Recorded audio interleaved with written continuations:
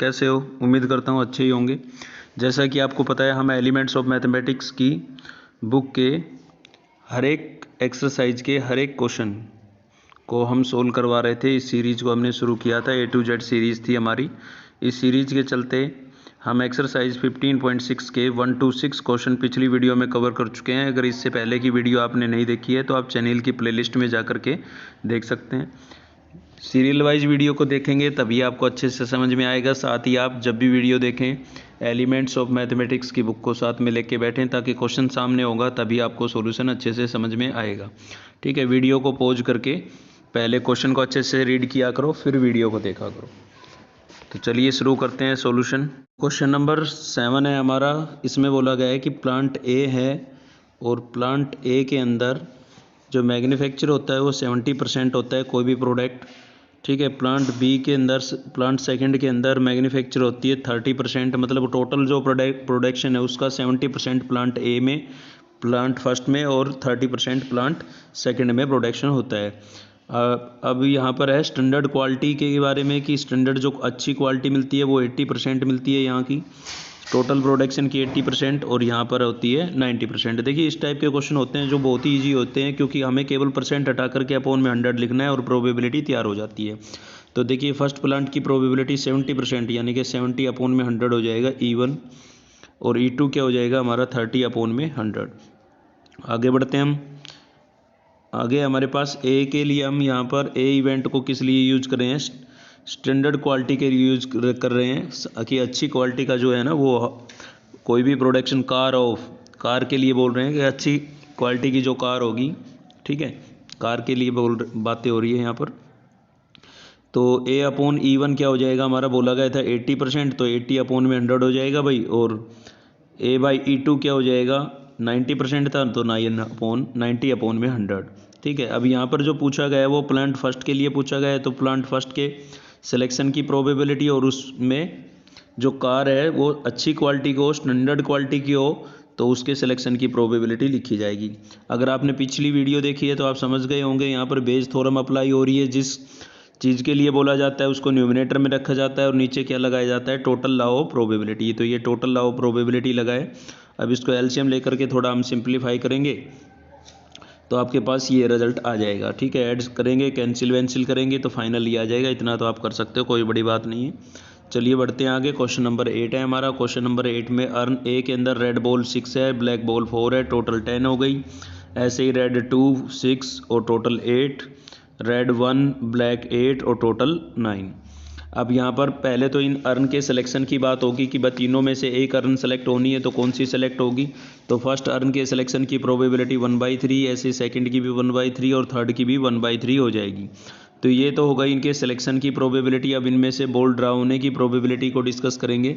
तो red ball आपको draw करनी है।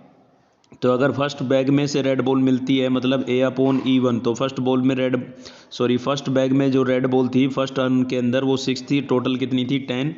ऐसे ही सेकंड अर्न में थी 2, टोटल कितनी हो गई? 8, और थर्ड अर्न में थी 1, तो टोटल कितनी हो गई? 9, 1/9। ये प्रोबेबिलिटियाँ हो गई।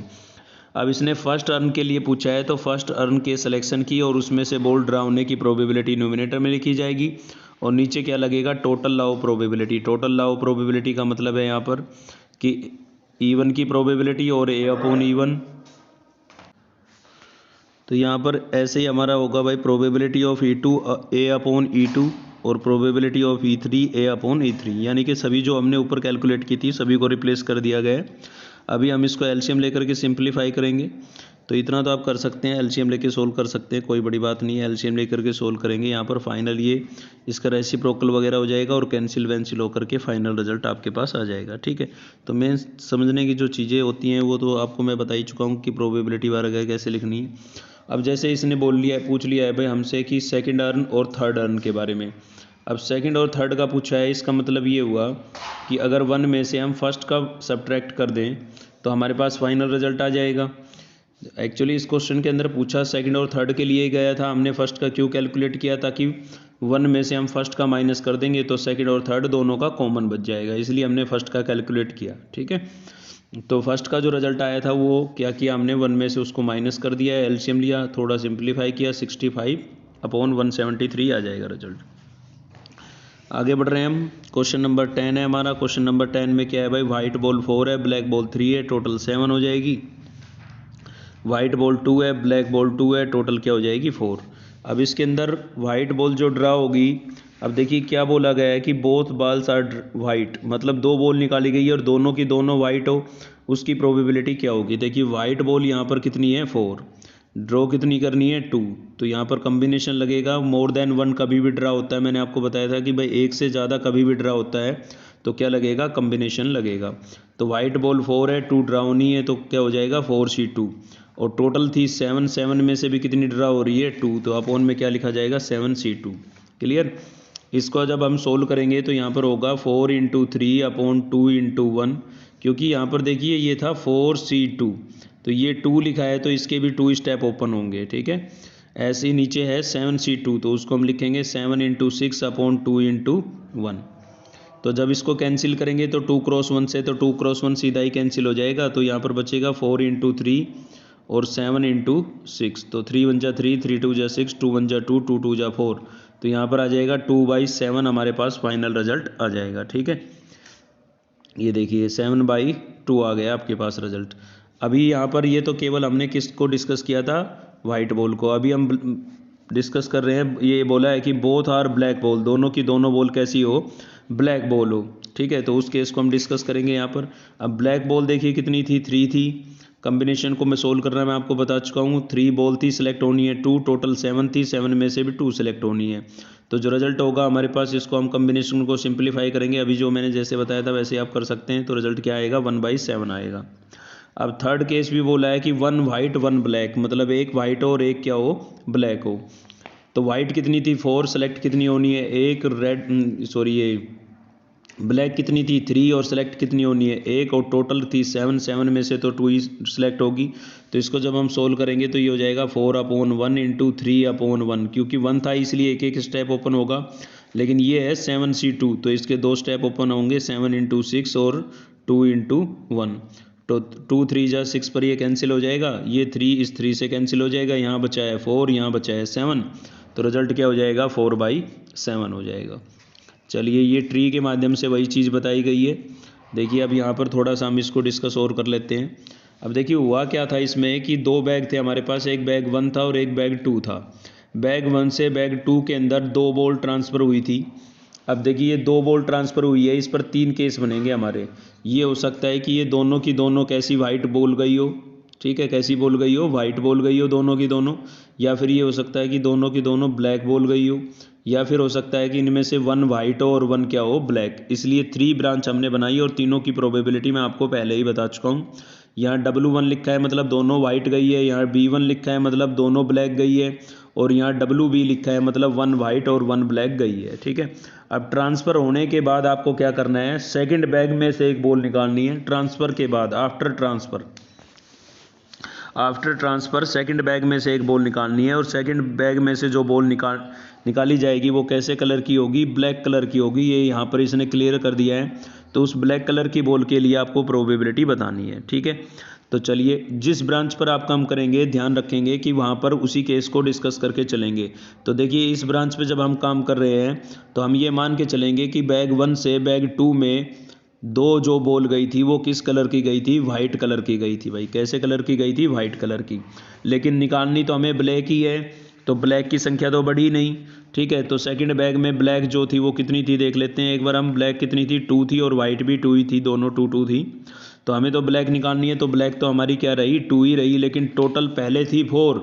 ट्रांसफ़र होने के बाद सेकंड बैग में पहले बॉल कितनी थी, 4, 2 ट्रांसफ़र होके आई तो अब कितनी हो गई, 6। तो टोटल तो बढ़ेगी, तो क्या हो जाएगा रिजल्ट, 2/6। सेकंड ब्रांच पर इस पर काम करेंगे तो हम ये मान के चलेंगे कि फर्स्ट बैग से सेकंड बैग में जो बॉल ट्रांसफ़र हुई है वो कैसे कलर की हुई है। सेकंड ब्रांच पे जब काम करेंगे तो ये मान के चलेंगे कि फर्स्ट बैग से सेकंड बैग में जो बॉल ट्रांसफ़र हुई है वो कैसे कलर की हुई है, दोनों की दोनों ब्लैक कलर की हुई है भाई। अब फर्स्ट सेकंड बैग में से जो एक बॉल निकाली है वो भी ब्लैक कलर की निकाली गई है, उसी की तो प्रोबेबिलिटी कैलकुलेट करनी है हमें। तो ब्लैक सेकंड बैग में पहले से ही 2 थी, 2 यहाँ से ट्रांसफ़र होके आ गई तो कितनी हो गई, 4 हो गई, मतलब 4 हो गई, और टोटल कितनी हो गई, 6। तो प्रोबेबिलिटी क्या हो जाएगी, 4/6 हो जाएगी, ठीक है। इस ब्रांच पर काम कर रहे हैं आप थर्ड पर। थर्ड में हम ये लेट करके चलेंगे कि फर्स्ट बैग से सेकंड बैग में जो बॉल ट्रांसफ़र हुई, फर्स्ट बैग से सेकंड बैग में जो बॉल ट्रांसफ़र हुई वो एक वाइट थी और एक कैसी थी, ब्लैक थी। अब हमें तो ब्लैक की प्रोबेबिलिटी निकालनी है। ब्लैक वहाँ पर पहले से 2 थी, एक ब्लैक ट्रांसफ़र होके गई तो ब्लैक कितनी हो गई 3 और टोटल कितनी हो गई 6। अब खाली इसमें कुछ नहीं करना है। ये ब्रांच अगर आपकी बन चुकी है, ट्री बन चुका है तो आप समझ जाएंगे। अब क्या करना है, इन दोनों का प्रोडक्ट प्लस इन दोनों का प्रोडक्ट प्लस इन दोनों का प्रोडक्ट। ये तो हो गया लॉ ऑफ टोटल प्रोबेबिलिटी जो हमें अपोन में लिखना है। अब न्यूमिनेटर में क्या लिखना है, वो बैग किस बैग के लिए पूछा गया है, किस केस के लिए पूछा गया है, वो आपको न्यूमिनेटर में लिखना है। तो देखिए यहाँ पर बोला गया है कि B two be the event of black balls from second bag. Second bag में से कौन सी बॉल निकालनी है, ब्लैक कलर की निकालनी है। तो पहले ही हमने डिस्कस कर लिया है। ये देखिए मैं आपको ब्रांच में बता चुका हूँ ये सभी बातें, ठीक है। अब इसने जो प्रोबेबिलिटी पूछी है वो 1 वाइट एंड 1 ब्लैक की पूछी है। अगर आपने बुक में क्वेश्चन पढ़ा है तो कौन सा केस आपको ऊपर रखना है, 1 वाइट 1 ब्लैक वाला केस ऊपर रखना है, यानी कि ये थर्ड वाली ब्रांच आपको ऊपर रखनी है। इन दोनों का प्रोडक्ट आपको ऊपर रखना है। नीचे तो टोटल आएगा ही, तो देखिए इन दोनों का ही प्रोडक्ट ऊपर रखा गया है यहाँ पर, ठीक है। बहुत ही अच्छा क्वेश्चन था ये, 4/7 और 3/6 और नीचे क्या लगा है, टोटल लॉ ऑफ प्रोबेबिलिटी। तो अगर आपने पिछली वीडियो देखी है तो इसको मुझे समझाने की आवश्यकता नहीं है, आप समझ चुके होंगे, ठीक है। यहाँ पर एलसीएम मतलब इनको मल्टीप्लाई वगैरह किया है और एलसीएम लेकर के थोड़ा सिंप्लीफाई करेंगे तो ये आ जाएगा। 12th क्लास में पढ़ रहे हो आप, इतना तो कर ही सकते हो। इसको मैं बताऊँगा तो एक तो वीडियो लंबी हो जाएगी, आपका टाइम वेस्ट होगा, कोई फ़ायदा नहीं इस चीज़ का। चलिए आगे बढ़ रहे हैं हम। क्वेश्चन नंबर 11 देख रहे हैं भाई। क्वेश्चन नंबर 11 क्या है हमारे पास, बोल रहा है यहाँ पर the probability of man speak truth. कोई व्यक्ति है जो कि ट्रू बोलता है, उसकी प्रोबेबिलिटी कितनी है, 4/5 है। तो ट्रू नहीं बोलने की, नॉट ट्रू, तो उसके लिए आप 1 में से क्या कर देंगे, माइनस, क्योंकि टोटल प्रोबेबिलिटी 1 होती है। ट्रू की 1 में से माइनस करेंगे, नॉट ट्रू की आ जाएगी, कितनी आ गई, 1/5 आ गई। अब ये बोल रहा है डी जो है denote the event of doublet. Doublet को शो कर रहा है, मतलब एक डाई थ्रो हो रही है और डाई के अंदर डबलेट मिलते हैं। तो डबलेट क्या होते हैं भाई, 1 1, ठीक है। डबलेट होते हैं सेम नंबर, 1 1, 2 2, 3 3। तो ये क्या होते हैं, तुम्हारे डबलेट होते हैं, जो कि कितने होते हैं, 6 होते हैं भाई, ठीक है। 6 6 तक, 1 1 से लेकर के 6 6 तक, इन सभी को क्या बोलते हैं हम, डबलेट। तो डबलेट कितने हो गए, 6, और टोटल कितने होते हैं, 36। अगर एक ही डाई को 2 टाइम्स थ्रो करें या 2 डाइस को 1 टाइम्स थ्रो करें तो 36 ही केस होते हैं। तो डबलेट तो हो गए 6 और टोटल हो गए 36। तो प्रोबेबिलिटी हो जाएगी 6/36, कैंसिल करेंगे 1/6। अब इसके बार की प्रोबेबिलिटी भी निकाल लेते हैं कि डबलेट नहीं होगा। तो देखिए टोटल केस 36 थे, जिसमें से 6 डबलेट के थे, तो नोट डबलेट के कितने हो गए, 30। इसलिए 30/36 कैंसिल करेंगे, 5/6 रिजल्ट आ जाएगा हमारा।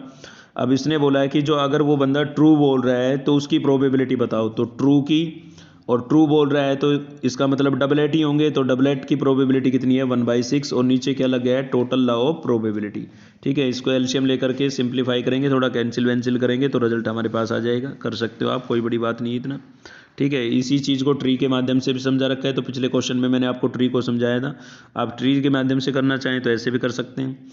चलिए देख रहे हैं क्वेश्चन नंबर 12 है, जो कि हमारी आज की वीडियो का शायद नहीं, एक और है, 13 भी है।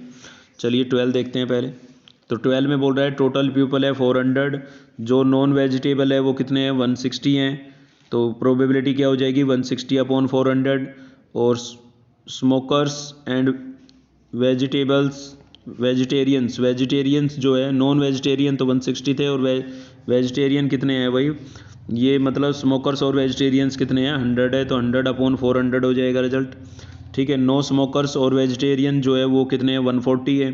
तो वो हो जाएगा आपका 140/400, ठीक है। तो ये इनके E1 E2 और E3 की प्रोबेबिलिटी आ गई हमारे पास। अब केस हम डिस्कस कर रहे हैं कि वो उनकी प्रोबेबिलिटी हमें यहाँ पर मतलब गिवन ही है ये आपको, कि गिवन होगा आपको 30।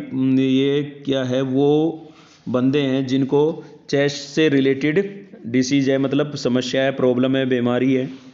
तो वो कितने दिए हुए हैं, 35 दिए हुए हैं। ऐसे हैं 35 जो कि नॉन वेजिटेरियन है, ठीक है। तो टोटल कितने थे, 100। तो 35/100 हो जाएगी इसकी प्रोबेबिलिटी, ठीक है। ऐसे ही 20 ऐसे हैं जो कि स्मोकर्स। भाई यहाँ पर क्या था कि जो बंदे हैं उनको 35 बंदे ऐसे हैं जिनको चेस्ट से रिलेटेड समस्या है, चेस्ट डिसीज़ है, 35 है। वो नॉन वेजिटेरियन है, ठीक है, स्मोकर्स है लेकिन नॉन वेजिटेरियंस हैं, और 20 ऐसे थे जो कि स्मोकर्स हैं लेकिन वेजिटेरियंस हैं, और ऐसे ही था हमारे पास 10 ऐसे हैं कि जो कि नॉन स्मोकर है लेकिन वेजिटेरियंस है। तो ऐसे कितने थे 10। अब टोटल हो गए 100, तो प्रोबेबिलिटी जो हो जाएगी वो आपकी 35/100 हो जाएगी, 20/100 हो जाएगी, और 10/100। या तो ये परसेंट में आपको गिवन होगा या टोटल 100 बताया गया होगा, ठीक है, इसलिए 100 आया है। तो यहाँ पर क्या होगा हमारे पास, अब हमें कौन सा केस डिस्कस करना है, इसने कौन सा केस ऊपर रखा है यहाँ पर, मतलब ऐसे बंदों की प्रोबेबिलिटी आपको बतानी है जो स्मोकर्स भी हैं और नॉन वेजिटेरियन है। स्मोकर्स और नॉन वेजिटेरियन की आपको प्रोबेबिलिटी यहाँ पर बतानी है। तो देखिए स्मोकर्स और नॉन वेजिटेरियन का केस हमने ऊपर रख लिया है, चाहे वो चेस्ट डिसीज का हो चाहे उनके सिलेक्शन का हो, और नीचे क्या लगा है, टोटल लॉ ऑफ प्रोबेबिलिटी। तो ये तो आप समझ सकते हैं, अगर पिछली वीडियो आपने देखी है उसमें मैंने आपको एक एक बातें समझाई थी। अब यहाँ पर थोड़ा एलसीएम लेकर के सिंप्लीफाई आप भी कर सकते हो, कोई बड़ी बात नहीं है, ठीक है। आगे बढ़ रहे हैं हम, क्वेश्चन नंबर 13 है हमारा। वो क्वेश्चन नंबर 13 में क्या बोला गया है भाई, ये बोल रहा है कि एक डाई अगर थ्रो होती है और डाई थ्रो करने से अगर डाई के अंदर हमें 5 और 6 मिलता है, ठीक है, तो 5 और 6 मिलने की प्रोबेबिलिटी क्या होगी। तो देखिए 5 भी 1 टाइम होता है, 6 भी 1 टाइम होता है, तो टोटल हो गए 2, और वैसे टोटल नंबर कितने होते हैं डाई के अंदर 6, तो 2/6 कैंसिल करेंगे 1/3, इवन की प्रोबेबिलिटी आ जाएगी। अब 5 और 6 को छोड़ करके हमारे पास बचा है 1 2 3 4, ये 4 नंबर बचे हैं, तो 4/6 हमारी क्या होगी प्रोबेबिलिटी होगी, कैंसिल करेंगे तो कितना आ जाएगा भाई 2/3, इसका रिजल्ट आ जाएगा, ठीक है। ये किसकी हो गई E2 की। अब ये बोल रहा है कि A B the event of head, कि ए इवेंट किस चीज़ के लिए डिनोट कर रहे हैं, हम यूज़ कर रहे हैं हेड के लिए, क्योंकि यहाँ पर एक क्वाइन भी थ्रो होना होगा। क्वेश्चन अगर आपने पढ़ लिया है तो आपको पता लग गया होगा कि क्वाइन भी यहाँ पर क्या होना है, थ्रो होना है, ठीक है। तो उसके अंदर क्या बोला गया है कि क्वाइन अगर सिक्का थ्रो होता है तो उसकी प्रोबेबिलिटी क्या होगी। तो देखिए सिक्के को 3 टाइम्स यहाँ पर थ्रो किया जा रहा है, और ये 3/8, तो ये 3 केस होंगे हेड के केस कितने होंगे 3, मतलब ऐसे केस 3 होंगे जिसमें हेड होंगे, और ये A/E2 क्या हो जाएगा इस। तो देखिए क्वेश्चन में ये बोला गया था कि डाई के अंदर अगर 5 और 6 मिलता है, डाई के अंदर क्या मिलता है 5 और 6 मिलता है, तो 5 6 मिलने की प्रोबेबिलिटी तो ये हो गई। लेकिन अगर 5 6 अगर आपको मिलता है तो हम एक ही कॉइन को 3 टाइम्स थ्रो करेंगे। अगर आपको डाई के अंदर मिलता है 1 2 3 4 ये नंबर मिलते हैं, तो आप एक कॉइन को 1 टाइम्स ही थ्रो करेंगे। तो यहाँ 3 टाइम्स थ्रो हो रहा था, इसलिए टोटल केस नीचे 8 लिखे गए हैं, और हेड के केस कितने थे 3 थे। लेकिन यहाँ पर इस वाले केस में कितनी बार थ्रो हो रहा है 1 टाइम्स, इसलिए टोटल केस 1 टाइम्स अगर कोई किसी कॉइन को थ्रो करते हैं तो सैंपल स्पेस 2 होंगे, और हेड केवल एक बार आएगा, इसलिए यहाँ पर 1/2 लिखा हुआ है, ठीक है। अब यहाँ पर आपको केस कौन सा ऊपर रखना है, तो फर्स्ट वाला केस ऊपर रखना है, मतलब 5/6, 5 और 6 मिलना, और ट्रिपल जो है ये थ्रो वाला केस, ठीक है, क्योंकि क्वेश्चन में यही बोला गया है, तो ये ऊपर रखेंगे, और नीचे क्या लगेगा टोटल लॉ ऑफ प्रोबेबिलिटी लग जाएगा। तो इसको एलसीएम लेकर के आप थोड़ा सिंप्लीफाई करेंगे तो फाइनल रिजल्ट आपके पास 3/11 आ जाएगा। एलसीएम लेकर आप कर सकते हैं, छोटी क्लास की चीज़ें हैं, ठीक है। तो इसी के साथ ये एक्सरसाइज हमने कंप्लीट कर लिया है। ये फाइनल रिजल्ट आया आपका ये वाला 3/11। अब उसने सेकंड का भी पूछा था, तो इसी को 1 में से आप क्या कर दें माइनस, दोबारा से फिर से कैलकुलेशन करने की ज़रूरत नहीं है। तो ये आपका आया था हमारे पास फर्स्ट केस का, सेकंड केस का भी पूछा गया है, तो आप फर्स्ट केस के रिजल्ट को 1 में से माइनस करके निकाल सकते हैं। तो ये ऐसा ही किया गया है, यहाँ पर 8/11 हो गया है, ठीक है। तो चलो इसी के साथ ये हमारी एक्सरसाइज कंप्लीट हो गई है। अगर आपको वीडियो अच्छी लगी तो लाइक करें, चैनल को सब्सक्राइब कर लें, साथ ही बेल आइकन दबा लें ताकि नेक्स्ट वीडियो का नोटिफिकेशन आपको मिलता रहे। थैंक यू, मिलते हैं नेक्स्ट वीडियो में।